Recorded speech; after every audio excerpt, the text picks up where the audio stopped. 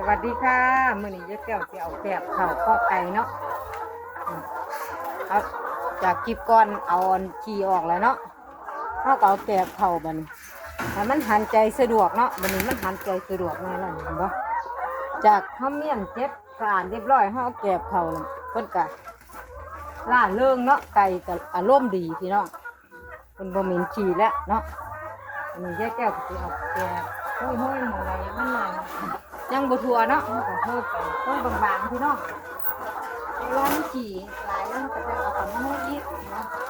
เอาบ่ห้อยคือเดียวเด้อ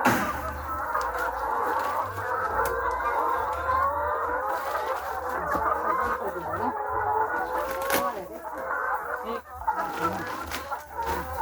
เอาก็ห้อยมันได้ขุดได้เชียเนาะมุดได้เชียปุ้ยยาชิมุดกินเองเนี่ย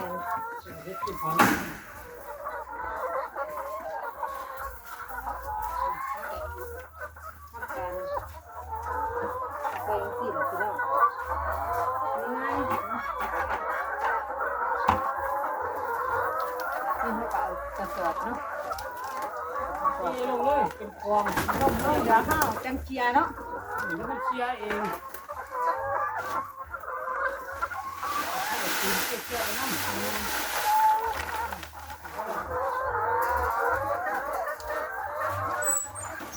ไก่มันเชียเองพี่น้องเห็นปะแต่ว่ามันถูกตัวมันเขาจะต้องซอยมันเนาะซอยมันเชียซอยมันเชียแต่ละ เอาแม่นั่งก็นั่ง ฮะ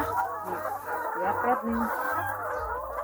มันจะซอยมันเชียหมองใดมันบ่มีอันแต่เขาก็เชียใส่ เขามาเชียร์ไปเขามาเด็กตัว พี่น้องวันนี้เดี๋ยวแก้วกับเจียวน้ำแข็งไว้เพิ่นกินเนาะ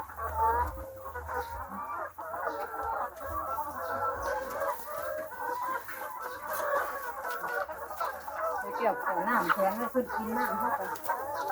จะนิ่ม ว่างเลยเพิ่นไข่อีกแล้วพี่น้องเก็บออกไปแล้วไข่อีกเก็บไข่ออกไปน้ำไข่จะตายนั่น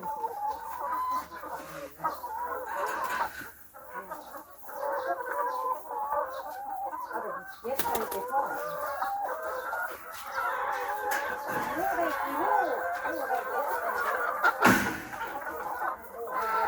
เอาเนี้ยมาใส่ไข่ก่อนน้องอ่ะไข่เก็บยังบุบเพิ่นเก็บใส่เนาะ เชียร์แกบบ่บ่เหม็นแล้วบ่นี่ว่าหันเหม็นมาว่าแต่คนเนาะไก่เหม็นคักๆมันก็บ่อยากอยู่คือกันบ่มีอารมณ์ใครแล้วมันสิทยอยไข่อยู่เลยล่ะมันสิไข่กับเว้นไข่อยู่เลย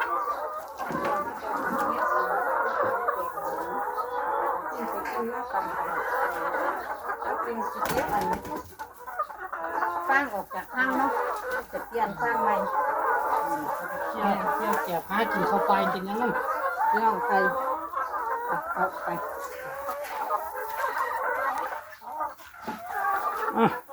โว้ยฮอด ฮ้อนพี่น้องนะฮ้อนหันใจวีมเฮ้ยตายสุดท้ายนี่ก็ฝากกดไลค์กดแชร์กดติดตามช่องยาย ปูน แก้ว ข้อมันเลยข้องสิมือต่อไป มื้อนั้นก็มือต่อไปเนาะเฮาเฮ็ดมือละหน่อยก่อนเพราะว่าเฮามีงานหลายเนาะ มี2ข้อ จ้ะมี2คอก3คอกถ้าคอกนั้น อะไรเงี้ย คอกใหญ่มันปล่อยเลยเนาะ ข้อนี้ก็ขี้ไล่แล้วนี่ คอกนี่ก็สิได้เก็บแต่ว่ามื้อนี้ขอตัวก่อนเนาะ เมื่อยแห้ง สิเป็นลมพี่น้องอย่าลืมกดติดตามเด้อผู้ใดอยากเลี้ยงไก่ไข่ก็ได้ก็มันก็บ่ยากดอกมันก็ธรรมดาเนาะเฮ็ดงานเนาะทำบริหารร่างกายคือยายแก้วนี่บ่ยายแก้วบ่อ้วนจ้าเทื่อหุ่นดีซะแล้วเด้อ ขาดสารอาหารหมูจ่อย หุ่นปานเล็กน้อยพี่น้องหุ่นนี่น้อยๆนะเพิ่นจนว่าเป็นเผาเผาม่งหมดละเกี่ยวจนม่งมาคุยนำเนาะบ่าวม่งมาคุยนำยายแก้วก็คุยเซยละเพิ่นนึกว่ามันเผาเพิ่นนะ มาพันเดียวกันหมู เพิ่นว่ายายแก้วเป็นพันธุ์เดียวกันนะจ๊ะเนาะเพิ่นมา เพิ่นมาต่อเพิ่งเนาะเพิ่งอยู่ใต้อัน อ้าวว่ามันอวยละ ถ้านี่ก็ฝากกดไลค์กดแชร์กดติดตามช่องยายแก้วแฟมิลี่หน่อยนะคะ ขอบคุณค่ะ บ๊ายบาย